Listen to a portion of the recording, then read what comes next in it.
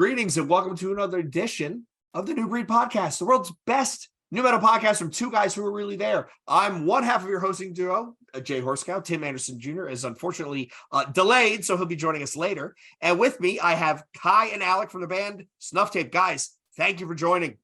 Hey, man, thanks for having us. Appreciate this. We are stoked to have you. So first off, you guys are Salt Lake, right? That's correct.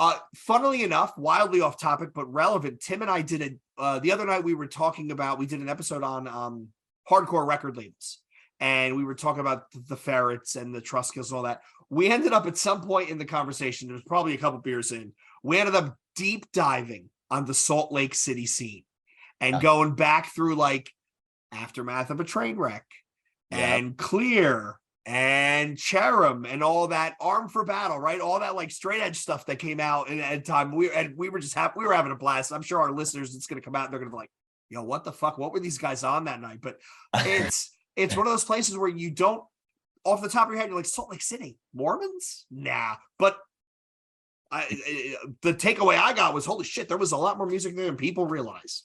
Yeah, definitely. And right now it's, doing really well also. We have, I think in any place where you have like extreme differences, extreme religion and stuff, of course, there's going to be a radical other side.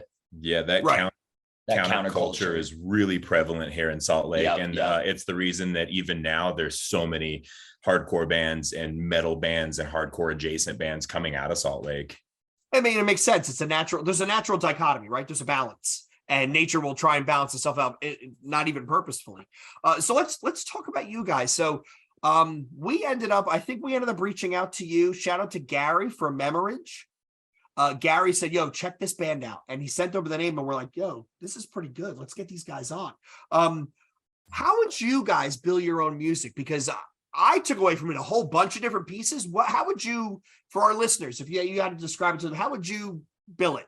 Well, I think lately what we've been saying is we are fundamentally a new metal hardcore band that teeters with deathcore and some other influences. Yeah, I love the blanket term of adjacent. We are a hardcore adjacent band. And we really like, I don't think we necessarily fit in like we're, hardcore with death metal or hardcore with new metal or anything. We kind of pull influences from all of our favorite bands, which happen to be a very broad spectrum of heavy music and a lot of 90s shit too. So we get a lot of inspiration from that, which is the new metal feeling and vibe, that we incorporate in some of our songs. And so I took away all those things, right? When I listened to them, I'm like, okay, well, these guys, they have some new metal influence. They have some deathcore influence. There's obviously some hardcore sitting right in the forefront.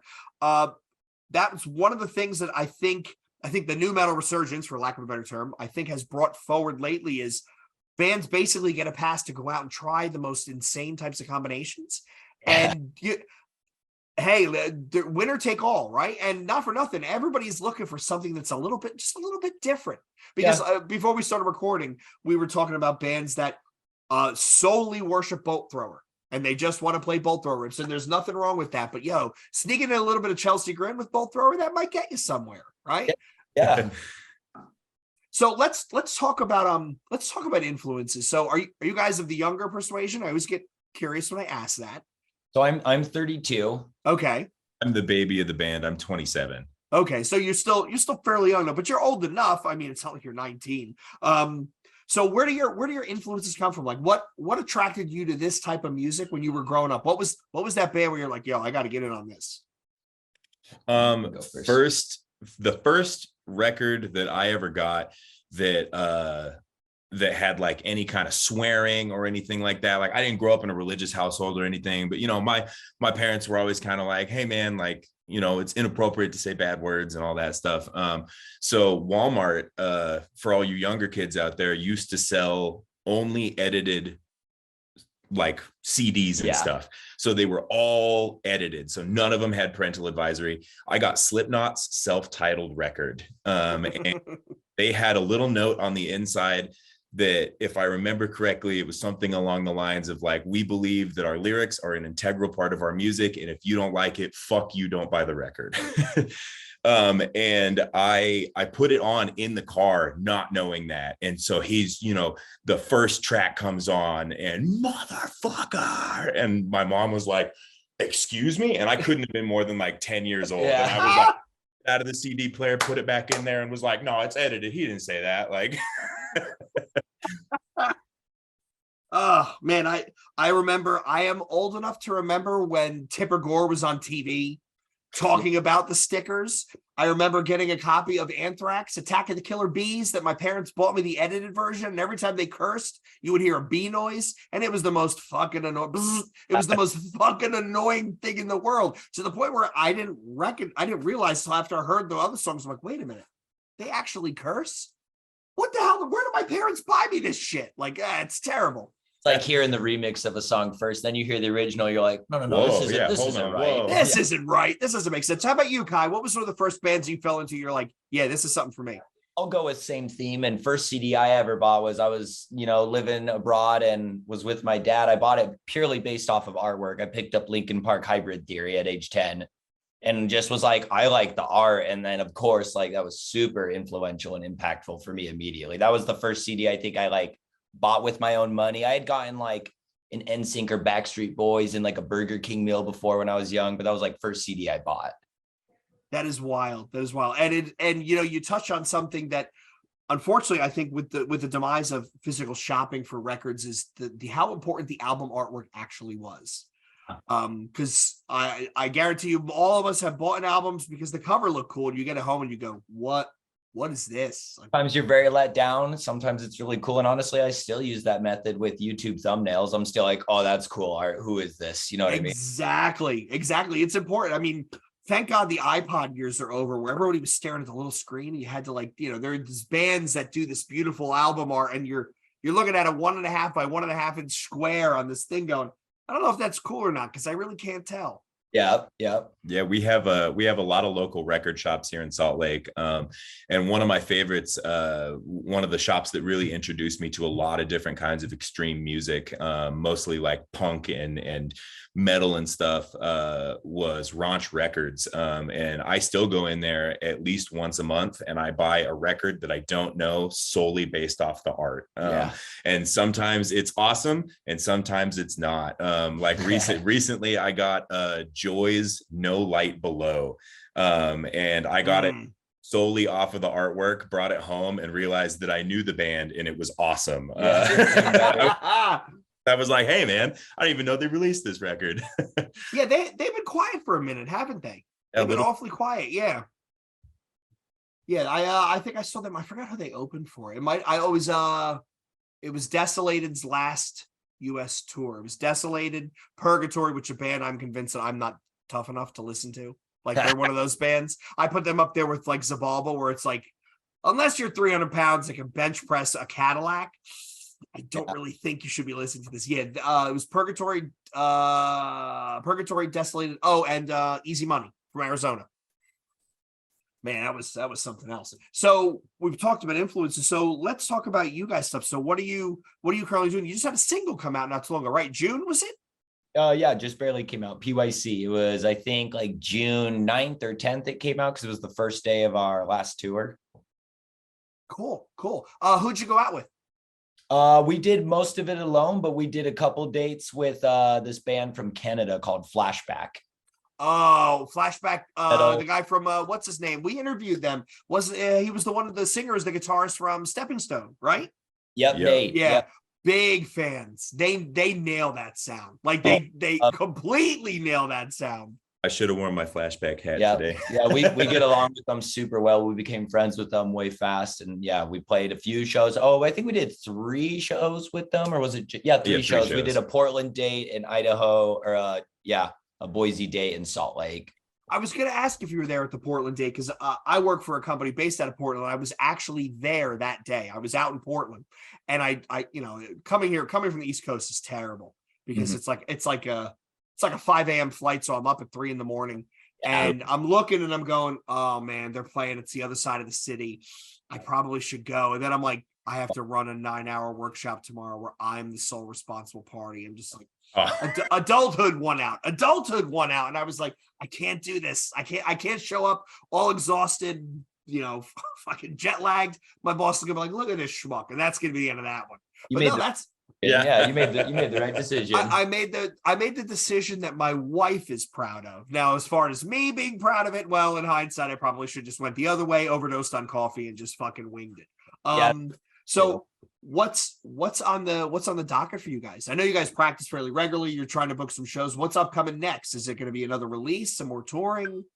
So we actually have both of those things coming up for us, which is we just finished our first big boy professional music video.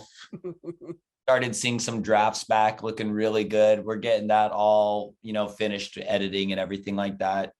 And then we do have a tour starting August. It's not like a huge tour. It's August 25th to 28th. We've got Pocatello, Salt Lake City, Denver, Fort Collins.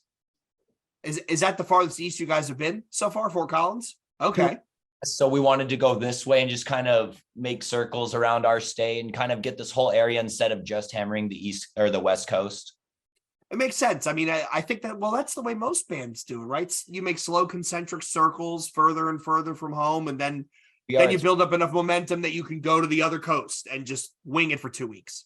Yeah, I mean, it's typically a lot of people just hit West Coast a lot because there's so much to play. Oh, yeah. California and PNW alone is like 20 cities you can choose between on the regular.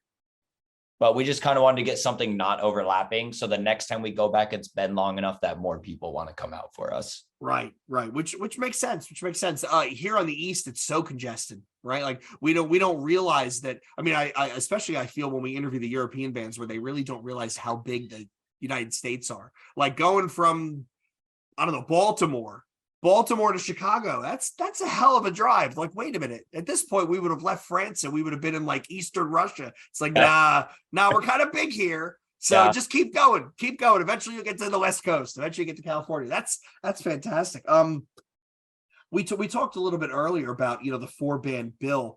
I'm a fan of that, but also I think you two would probably agree that the return of mixed bills is actually kind of cool. You have super different bands. Yeah. I think it's sick. I wish it was encouraged more, honestly, and happened on a more regular basis.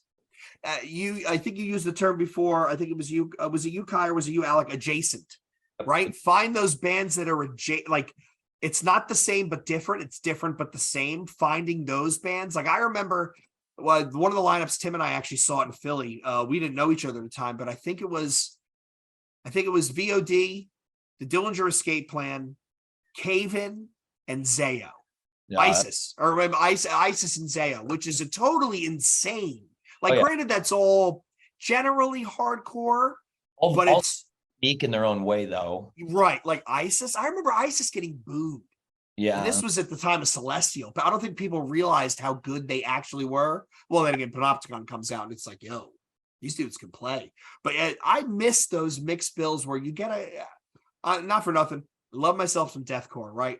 It is exhausting on your ears to listen to it nonstop for 3 bands. It's like, okay, enough. Bring the fucking polka band out. Deathcore, pretty abrasive for 3 hours plus, just to hear beats and double bass. I like drops. Yeah. right. It's nonstop. I was to that and to their, I will give them credit. The Dying Fetus tour, the last tour they did before I think they went back to finish the album. It was them, Chelsea Grin, Frozen Soul, Body Snatcher, and Undeath. Yeah. Oh yeah. That's right. And that's, so first of all, just saying that out loud, it's like, Jesus, that's heavy, right? But those bands are different enough. And I think it was, did either of you go? Alex, did you go? Oh, we both did. Yeah. Okay. Wasn't it? I think it was Undeath, Body Snatcher, Frozen Soul, Chelsea Grin, Dying Fetus. I showed up late and I saw Grin into Fetus. Yeah. Okay. Salt Lake, it was Undeath, Frozen Soul, Body Snatcher, Chelsea Grin, Dying Fetus. Oh, wow. Because my point I was trying to get to is even though those bands are all really heavy, there was enough differential between them that your ears didn't get blown out. I'll tell you, that was the first time I saw Body Snatcher, and I was in the back with all the old dudes trying to rest our knees. And they came out when they were 2 songs in, and all of us old guys in the back were just giggling. We're like, yo, this is so heavy, it's almost offensive. Like, how does a 4-piece get away with playing this shit? Yeah. Body Snatcher is my wife's favorite band. And I've seen them a few times now, and she's seen them probably more than I have. And like they just keep getting heavier and heavier too. It's insane. Watch, like, going from seeing them, that we used to have this venue called the Loading Dock, and it was literally a loading dock, like a stage built into it. And seeing them there, and then seeing them play one of our larger venues, Metro Music Hall, on that tour was a totally different experience. Such a treat on a good stage with good sound. But man, are they heavy, and is their vocalist Kyle just the nicest person? Yeah. That makes it even cooler when you know, there's always that, oh, don't ever meet your idols. But I will say the 99.9% of the people from bands that Tim and I have interviewed are always the most pleasant. Hey, glad to talk to you. You know, it was great. You know, let us know when you're going to be in town, blah, blah. And then you hear like these stories about like Lizzo harassing her fucking backup dancers. And it's like, yo, what's wrong with the people who like mainstream music? Because they're built different, I guess. I don't know. And tangenting on that, if you are ever in Salt Lake, hit us up for sure. Yeah, straight up. Absolutely. Geez, I gotta find a way to work my way out there now. So let's talk about I stump everybody when I ask this question, but I'm gonna ask it anyway. You guys are booking a tour, you get to pick the headliner and your direct support. So you're in the middle of the bill. Oh no. Whom do you pick? We have to choose together. Do we each No. You each get your own choices. Whom is the headliner and who is the opener? I stump everybody with this one. I want to make anyone the opener because we're not big at all yet. We should open. Yeah. You know what I mean? So we're the opener.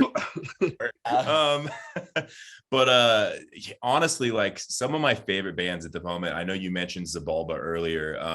Zabalba is hands down probably my favorite band currently.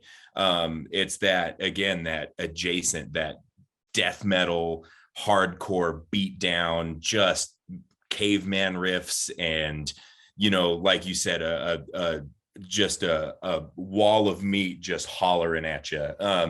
Wall of meat. And that, so definitely Zabalba headlining. And honestly, I think I'm a huge death metal guy. It would have to be Zabalba, Frozen Soul, and then SnuffxTape opening for sure. I think that would draw. I think that would really draw. Okay. How about you, Kai? I was going to be lofty. I mean, ideally Slipknot would headline, but that's not going to be. I mean, hey, you never know. Realistic. I think, like, yeah, SnuffxTape opens, 1056 plays next, and then headliner is like Alpha Wolf. Something like that would be pretty good. Or Kubla Khan. Something like that would be ideal for us. Another band that was so insanely heavy. It's like, yo, again, I am never not amazed that when I see a 4-piece hit those levels, it's like, man, they just have their sound dialed in. The Kubla Khan played This Is Hardcore last year, and they were probably the most modern band on that section of the bill, and the crowd really went nuts with them. It was really cool to see. I was like, I don't know how this is going to go over. Sandwiched in between, my God, who were they sandwiched in between? I think it was like Wisdom in Chains, and it might have been Misery Signals. And I'm like, how is this going to go? And yeah, they killed it. They killed it. Yeah. I think we definitely lean more into that new hardcore sound that, like, most old hardcore people would say that's metalcore, but like I say that. Well, I'll agree with them, and I don't care. Like, metalcore is sweet, and like we do love hardcore, but we don't really have the punk influence in our sound at all, which is kind of like OG East Coast hardcore stuff. Right. There are certain people that think hardcore is everything everything has to sound like Sick of It All, Agnostic Front, Youth of Today, Judge. If it doesn't sound like that, it's not hardcore. Where, I mean, people were used to shitting on Earth Crisis and saying, well, these are Hatebreed, these are Slayer riffs. Yeah, and they play 2-minute songs. You want to hit somebody halfway through it. I mean, wow, what more are you looking for? That is kind of nuts. Trying to think what else did I have here on the agenda? So we talked about the new work, we talked about some touring, we talked about some of the new metal stuff. So I will say this, one of the other things, new metal adjacent, that Tim and I have really enjoyed as of late, it's your generation of bands are no longer treating you growing up with new metal as like something to be embarrassed about. Yeah. Like there was a point where nobody would admit it. And now everybody's like, yeah, I grew up on fucking System of a Down. What do you care about? Yeah, man. care. Yeah, me and him talk about that all the Yeah. time because we're like, why do people think new metal is cringy? We're like, that shit's fucking tight. You know what I mean? Oh, are we allowed to swear on here? I didn't ask. Oh, absolutely. Yeah. Yeah. Sorry, I No. We did, please. I blew it out, I think, in the first 5 minutes. But yeah, I mean, and here's the thing: people love to crack on new metal about MTV kind of beat it to death and whatnot, but some of those bands wrote catchy songs. Oh, And man. there is no denying if you write a good song, you're gonna go far. Yeah. If you have never sung the words to Nookie by yourself alone listening to that record, Yeah. then like, I don't know what to tell you. Give it a shot. Yeah, try it out. Exactly. Tim and I, what were we talking about? I'm convinced that they helped usher in that new metal revival with that Lollapalooza concert they did out in Chicago right after the lockdowns came out, and Fred Durst came out in the Dad Vibes outfit. Didn't even acknowledge that he was wearing a wig and He's like, whatever. He's like, yeah, whatever. This is what I'm wearing. And we did an episode last night. This will be out after that, where we did spicy takes. And one of my spicy takes was no new metal band made more than 2 good albums except for Limp Bizkit. Okay. And it's spicy take, right? It's a spicy take, but here's my argument. You think back, right? Korn's first 2 were amazing. Follow the Leader had some good songs, but overall, questionable. The third, Slipknot, they dove off a cliff. I think Stone Sour. Well, that was another spicy take. Tim had Stone Sour ruin Slipknot. Limp Bizkit has done nothing but, I mean, aside from the Results may vary where Wes wasn't there, all their shit has basically stayed in the vein. And the Deftones going to pass because the Deftones are not a new metal band. They started out new metal and they have transcended into whatever you want to call them, but goddamn, it's good. Yeah, they're just Deftones. Yeah, they are. They're just the Deftones. And I just saw that Crosses is putting out a new album, which is actually kind of cool. I think he's amazingly talented. He's a Portland guy now.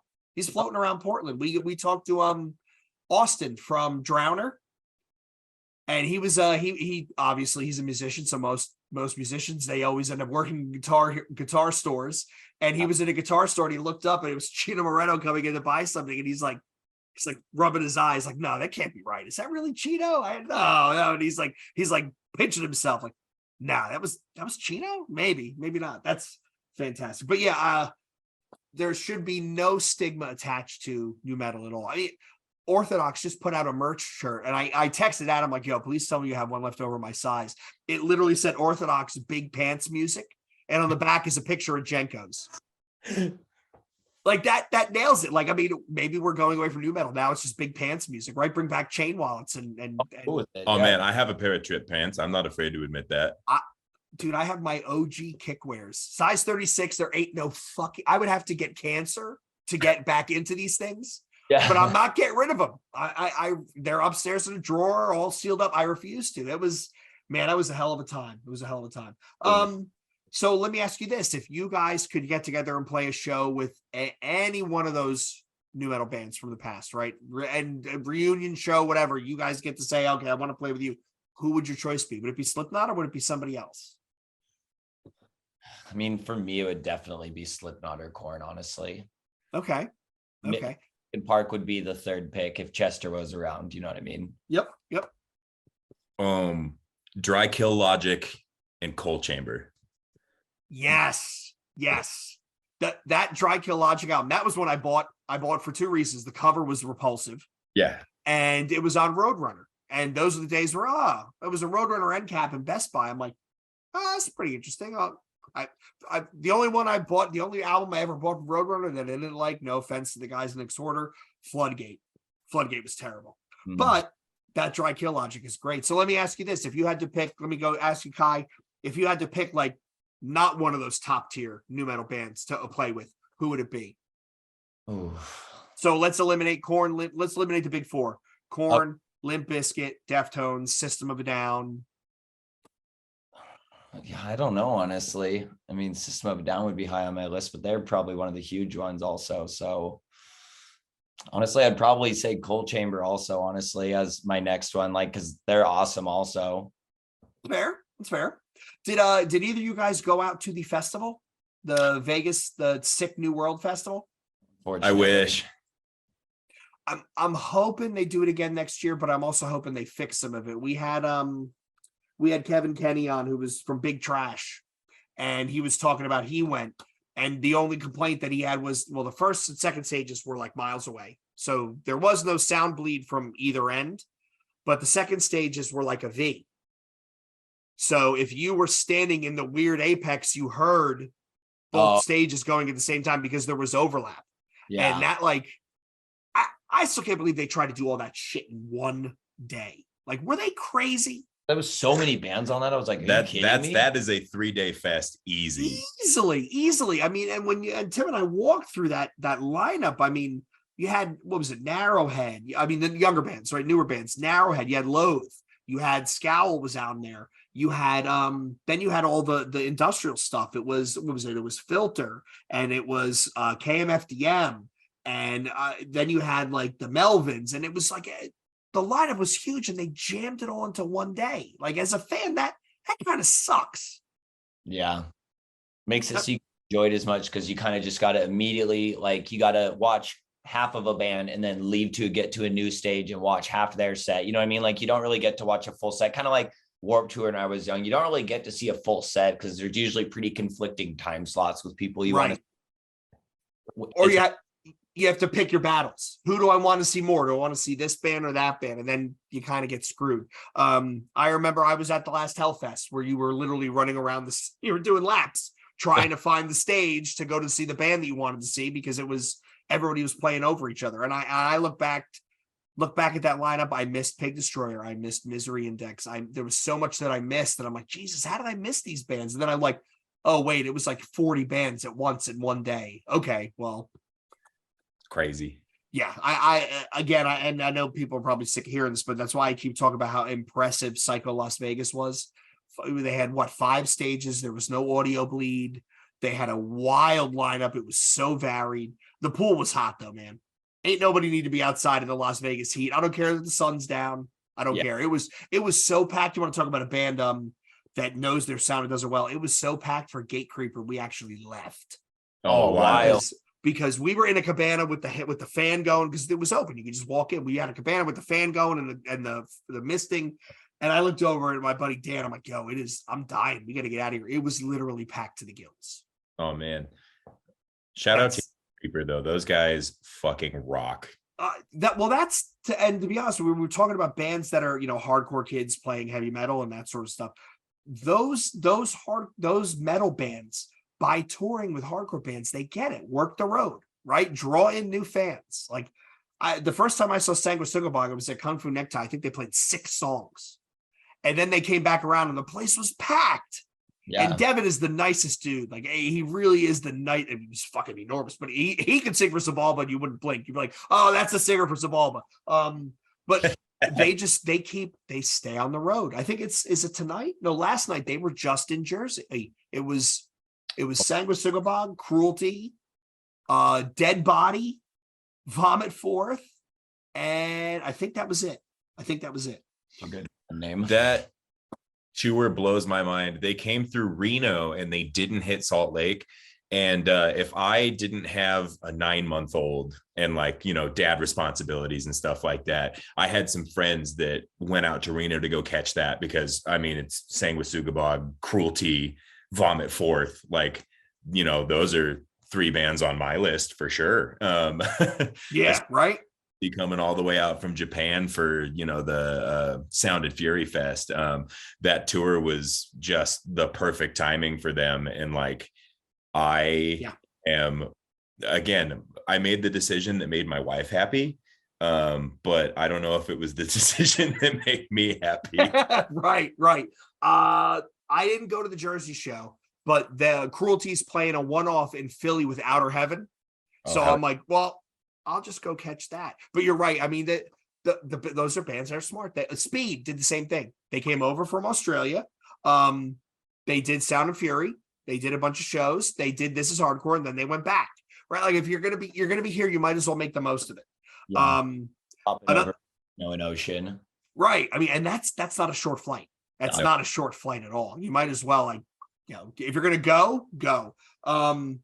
The foreign band I'm most looking forward to coming up, Paleface. Oh yeah, Paleface is coming around with Enterprise Earth and was it Crown Magnetar, and that album was one of those albums that I found that I went, I don't know where I've been for the last couple of years, but these guys are fucking heavy, and that new song that they did is just unbelievable. yeah. I love it. I love it. I love it. I'm trying to think. Do I have anything else? Well, I've asked you enough stumper questions. So how far is Reno from you guys? Well, like 8 hours, something like that. 6 to 8, depending on who's driving.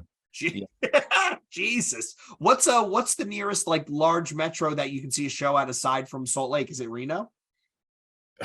Boise for Probably. certain stuff, but like we'll get the same shows, so like we wouldn't need to go to Boise. Okay. Yeah.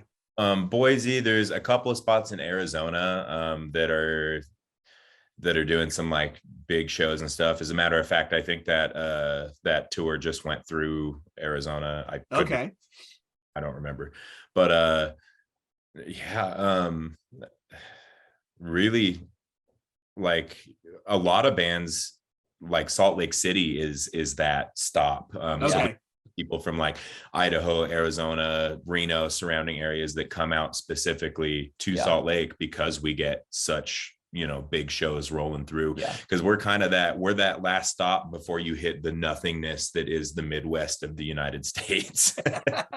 Or going the other way, you guys are a stop on the way to the West Coast, right? Because they go through SLC, and then what do they usually go down south and then work their way up? Yeah, either Vegas or go up and do the Reno Sacramento thing. Okay. So you guys are from Salt Lake, so I want to ask you that story that's been in the news. I hope she is okay. The band Year of the Knife was in that terrible accident. Is that highway notoriously bad? Like, what is it? Low visibility? Like, explain to somebody, our listeners on the East Coast, who are used to a traffic light every 15 feet. Like, what is that road like? Because it seems like a lot of bands usually get into trouble in that section. Because still in some areas. Yeah, you go ahead. Oh, sorry. No, you go. It's big and empty. Okay. Really is. And it, like, there are certain parts of it where it's not well lit, so it's just your headlights and stuff like that. And it's a lot of it, honestly, is like there's just the risk, especially driving at night and stuff after a show and whatnot, is like falling asleep at the wheel, because there's just nothing around you. Yeah, it's pretty dark. Yeah, we can't. I mean, we on the East Coast, we hear the stories, but I don't think unless you've been in a van, you can conceptualize what it's got to be like. Playing a show, loading the van in, and then getting going at like 1 a.m. and getting on this terribly dark highway. I mean, I spent a week out in Kanab, Utah. Oh yeah. And people don't realize how dark it is at night with no city and no ambient light. Like, you go outside and it's like John Cena shit. Like, you can't see me because it's that dark outside. And doing 70 on an open highway, right? All it takes is one trucker who's pulled off to the side, not all the way without his hazards on. Yeah. Jesus, that's really kind of terrible. So everybody who's listening, all of our fans watching, listening, please support your touring bands. Go to a show, buy a CD, buy the album on Bandcamp for the love of God. Buy a t-shirt, please. Keep everybody safe and outfitted, because you never know. You never know when disaster will strike. And they were building up a hell of a, Year of the Knife, to give them credit.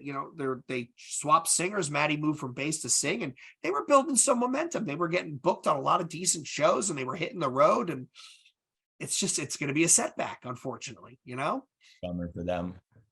Yeah, we were switching to happier things. We were talking about how every band is touring now, and some of these tours are all banged up. You just saw that was it Danzig canceled a bunch of shows because he couldn't get a van.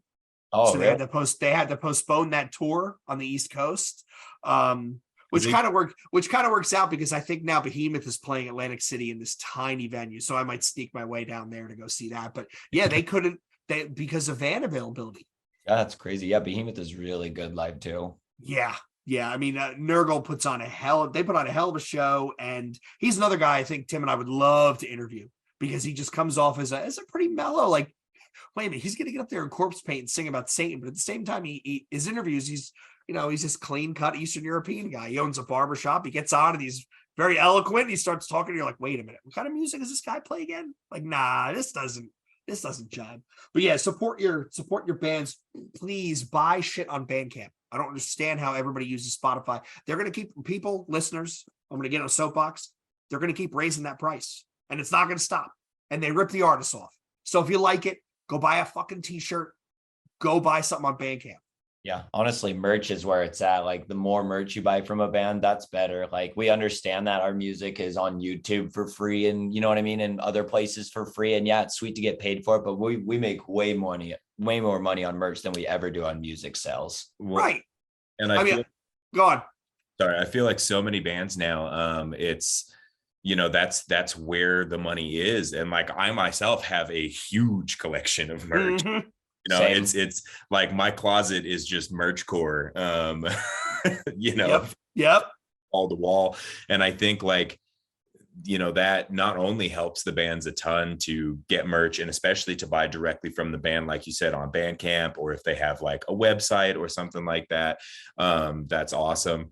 But yeah, that's like, you know, I overspend on merch to the point where my wife says that I am not allowed to buy more hats. Yeah. We had the same wife. I just ordered one too, and I was like, well, but this one's like made to order and it's limited.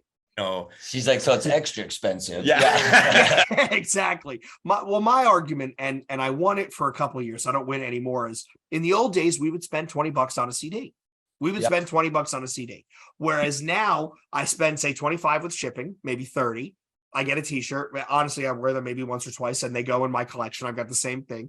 I'm actually meeting up with Tim this weekend to give him a giant shopping bag. I went through my dresser of just band shirts and I pulled a whole bunch out. So now he's getting all these hand-me-downs. The best of when I give him bands that he has no idea what they are because our tastes are a little divergent. He's like, what is this? What is this Incinerate band? I'm like, yo, it's fucking brutal death metal. What are you talking about? You don't know what Incinerate is. So it's kind of funny. Like I see him post on Facebook with his girlfriend and he's wearing like a Dehumanized, which is a New York brutal death metal band. He's wearing a Dehumanized t-shirt. I'm like, he has no idea what band this is. Or the better part, sorry, Tim, I don't mean to narc you out while you're not here. I'll get a phone call and he'll be like, yo, what band is this? And I'll get a picture. And I'm like, oh, that's Disfiguring the Goddess. He's like, oh, okay. Because somebody asked me and I have no idea what this logo says. But to that point, Alec, right? I mean, we would have spent $20 on a CD, spend the $25 on a hat or a t-shirt. It goes on the rack. And,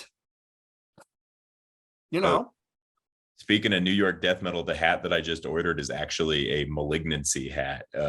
Nice. The real tree camo with the orange logo. So I really like bands have definitely stepped up their merch game, and to all of our listeners that are in bands, we have some listeners that are in acts. You need to have a merch store. That shit needs to be updated. And if you delay in shipping, just tell people, hey, we're delaying in shipping. It's going to take us a month to get this out the door because I can't imagine being a band and having some jabroni. Here we are back to that word, emailing, hey Kai, when are you getting my t-shirt out? Did you ship this yet? And I feel worse for you. You guys wear a Wax Vessel at all? What was that? Wax Vessel. I'm not familiar with that. So he's a boutique vinyl label and he does represses. This guy, we're trying to get him on the show. He loves MySpace era deathcore. That's his thing. And he'll do reissues of like he did Bodies and the Gears of the Apparatus, and he does all stuff like that. But he does just look up his shit. The vinyl is actually beautiful. You want to buy it just to have it and display it. But anyway, he actually has on his merch page, because he'll do like t-shirts and stuff. He says, I have the worst U.S. Post Office distribution site in the country next to my house. Do not be surprised when you do not get tracking updates. I will tell you when I put it in the mail. Pray to God that it gets there. If not, hope you bought insurance. And it's terrible. But to my point, support the bands, buy the t-shirts, buy the merch, right? Hang it up on the wall, whatever. To your point out, I have an embarrassing collection of mosh shorts.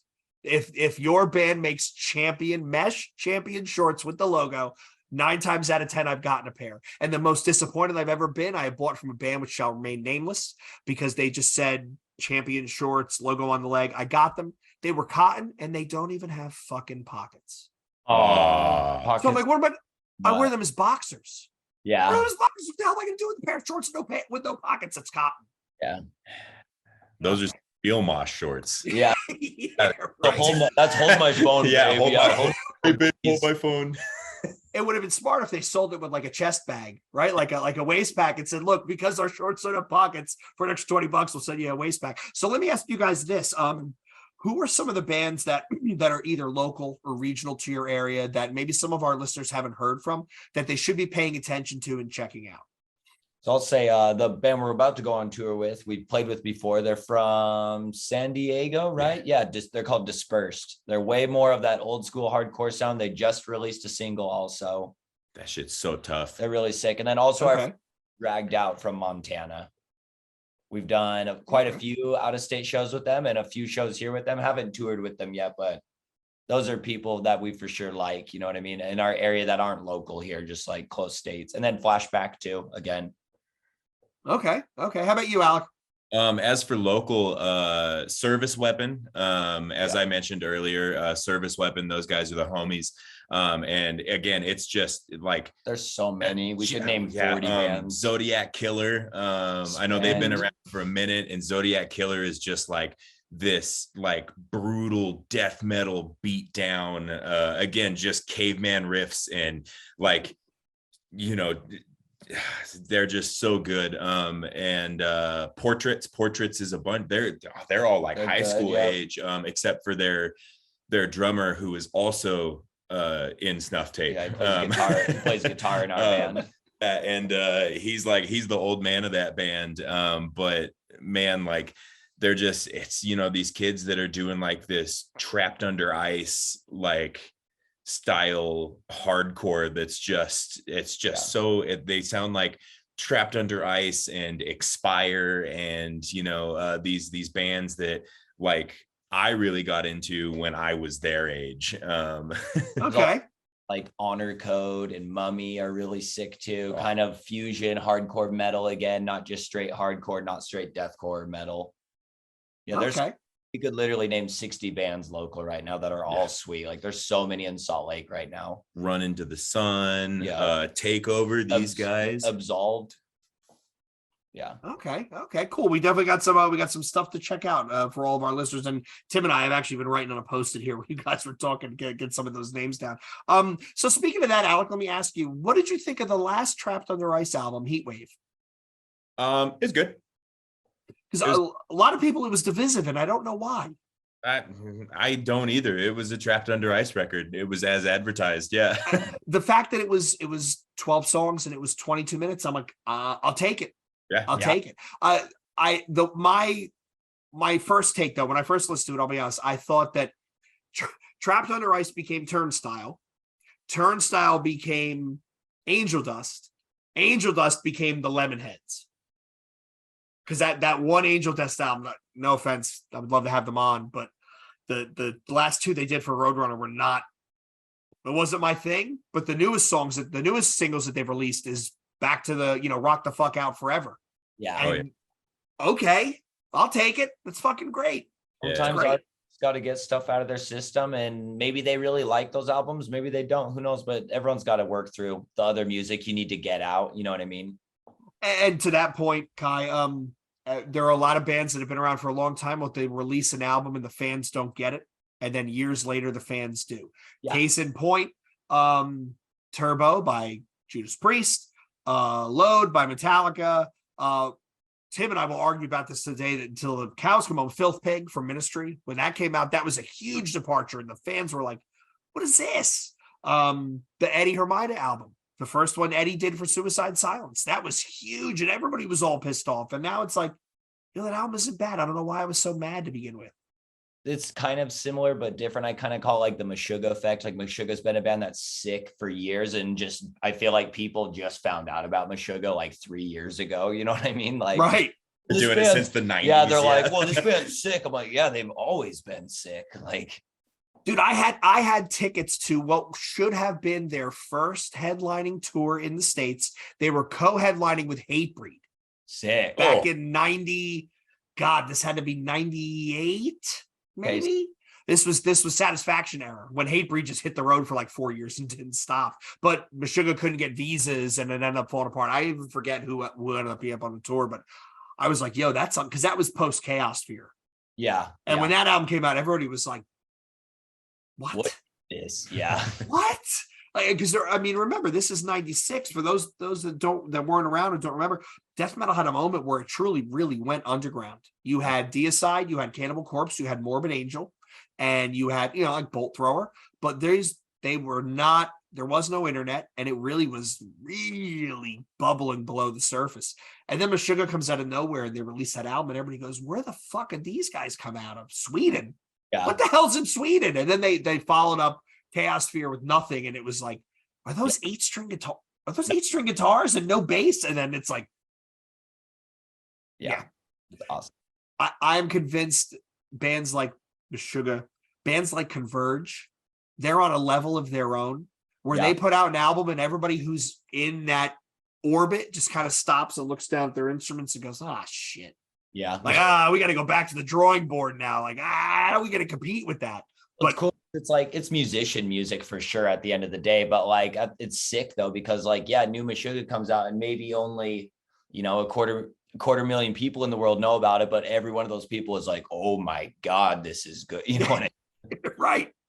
Have you guys seen the Bill Burr interview where he talks about going to see them live and he loses his mind? Imagine being in a Meshuggah show and you look over and like Bill Burr is standing there just rocking out. I'd be like, and trying to figure out when to headbang. Yeah, exactly. Because it's like, everybody looks like they're kind of having a seizure. It's we just played a show with Fallujah. an Enterprise Earth. Yeah. Okay. Passage. Yeah, and Zenith Passage. And watching Fallujah play was one of those moments where I was just sitting there, like, because I play, we're all in the band multi-instrumentalists, and so all of us were just kind of sitting there watching them like this. Yeah, there's like people trying to start a mosh pit, and I was like, how did he do that? Yeah, like, right. So shout out to the singer of Fallujah, Kyle. Super nice, super humble. Really. Yeah, that newest album is great. It is great. And I loved, what was it, Dead and Dreaming? The two-back. Yeah. Two-back and the three-back. I mean, I thought they were amazing. And that newest one, it really was like, Tim kept telling me, you got to listen. I'm like, all right, I'll get around to it. It's really good. That new Enterprise Earth album is not bad. Yeah. That Zenith Passage album is, did they have one come out this year? Did they just have one come out, right? Techie. Yeah. Again, another band that we were watching, and I was like, hey, whoa, yeah, I love those videos, right? Can't count that high, but I love those videos where they show, like, it's the guy on the stage and he's looking at like the guitarist, and then you pan over and it's all the guitarists from the opening acts just like watching, like, like what? Or like the drummer, right? All the other drummers are behind the drummer, like, yo, what is he doing? Like, that's how you know those guys, they can play. Yeah. When you have the other bands are sitting there watching just completely in awe. It's honestly like a little testimony for sure. If you look side stage and side stage is packed, your band probably sounds really sick right now. You know what I mean? Good point. That is a true good point. Stuff is hanging out and watching side stage. Like, you probably sound pretty good if that area is kind of crowded. You know what I mean? Good point. Very true. Very true. If the headliner is hanging out watching the opener. Yeah.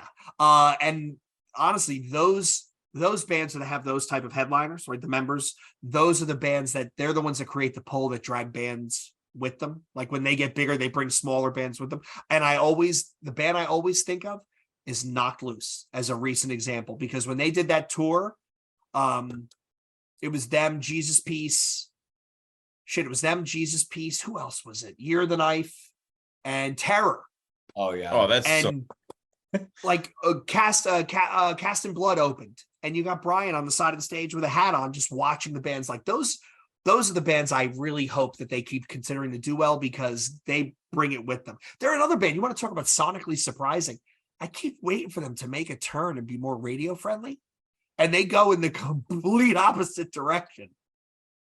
And they're great at it too. They're just fully embracing it, and yet they're playing the poppiest festivals they can, and they're still just the heaviest shit ever, you know? Yeah, I mean, there's got to be something to be said about being the heaviest band on the entire lineup. Like, out of the entire festival, they're the like when Lorna Shore gets booked, it's like, do you guys really realize what you're booking here when you're booking Lorna Shore?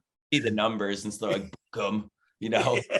Right. But bands like, bands like Knock Loose, bands like Vane, bands like Code Orange, I keep expecting them to turn out like a Linkin Park style radio friendly new metal album, and Vane gets more and more terrifying. Yeah. Code Orange, I mean, they had that one song which kind of got close, and then they went back into like that menacing, abusive territory. I mean, there's something to be said. We need to bring the aggressive stuff back into the, bring back MTV and TRL, right? Yeah, that line in the one of the new Knocked Loose singles when he just says "Knocked Loose, motherfucker." Oh yeah. That plays in my head more often than it probably should. That is a baller move, calling out your band, right? Oh, Putting your band's name in the lyrics. That's fucking baller. Spite does it a lot too. Yes. Another band that is, I describe them to everybody as, if you want to get into deathcore, you want to get into Slipknot, but you don't know where to start. Yeah. Start with them, because they are not only musically talented, they make good songs. They're really cool songs, and they're just fast ass beaters the whole time, usually with a really cool slow breakdown in it, That one breakdown on one of the new is it Make Them Suffer? It was on the newest album. There was one where they stop, and I was just like, I was looking at Tim and I was, hey, are you fucking kidding me? Like, and those are the best breakdowns when you know it's coming. The best example I can give is In the Trenches by Dying Fetus. Yeah. If you don't know that, like when they go into that double kick part, you know it's coming, and you're laughing, going, this is going to be fucking ridiculous. And then they go right into it. And you're like, those are the breakdowns everybody remembers, where you know it's coming and you can't help but make that. Just that gross, dumb face. The stank face. Yes, the stank face. You're just like, and you look around and everybody's standing around doing the same face. You've nailed it. You've nailed it. You familiar with the band Terminal Nation? Yes. From Arkansas, right? Yeah, I think so. Yeah. I know they were on $20 spin for like their first record, the Holocene Extinction. They did a split with Cruelty. Yes. And on that split, it's like the second track. I'm trying to remember the name of it. But they have a Sacrificial Capital. They have it's the breakdown on that where he could have done it once. He just does and he could have done it one time, but he does it after every single time they play the breakdown. And it's just so memorable because that breakdown just hits like a ton of bricks. It's about somebody jumping off the top of the building and hitting the sidewalk. And that's exactly what it sounds like. But every time I got to go back and listen to that. It makes me laugh. I love it. It's a great sound effect. Cruelty, when that album first came out, a buddy of mine texted me. We're in a big, chat group, obviously old music friends. And he goes, this album is great, but I think the songs are too long. Nobody needs a 6-minute breakdown. And before I could even say anything, somebody else in the group said, see yourself out. Yeah. You shut up with that attitude. Yeah, we don't need that negativity in this chat group. Why don't you get out of here? Only listen to breakdowns. You're mad. All right, well, guys, listen, it's been a bit, and I want to be cognizant of your time. So if people want to check you out, we'll put some notes in the show notes. Where do they go? Where do they find you? Where do they look for merch? Where do they look for you on the road? So we are actually really bad at keeping a merch store updated because we sell a lot at shows and on our little runs we do. So we need to do that. We need to set up an actual merch store. But lately we just do it through Instagram DMs for merch and stuff like that. You can find us on Instagram as SnuffxTape. Same with on Facebook. We're pretty much SnuffxTape everywhere on all platforms. Okay, awesome. That makes it easy. So I want to thank Kai and Alec. I want to thank you guys for coming on. We were definitely looking forward to having you back on again. I want to thank all of our listeners, watchers for tuning in. You know where to find us, New Breed _podcast, Instagram and Twitter. Find us arguing with somebody on r/New Metal, and find us on our Facebook page, which has no longer been taken over by fans of New Breed, the Christian British rapper. So until next time, this is the New Breed podcast saying cheers. Cheers. Thanks for having us.